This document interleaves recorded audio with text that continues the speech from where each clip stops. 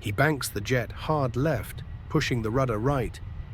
The giant airliner falls sideways through the sky. Inside, passengers feel the world tilt violently. Some scream, others pray. Then the runway appears, but it's not empty.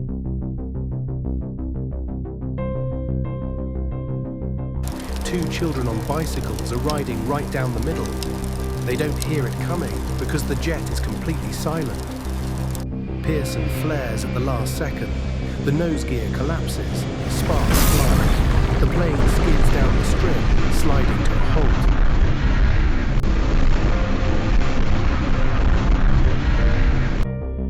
Inside the cabin, chaos turns to relief. They've made it. Against all odds, Captain Bob Pearson and his crew have done the impossible. They've landed a Boeing 767 with no engines, no power, and no lives lost.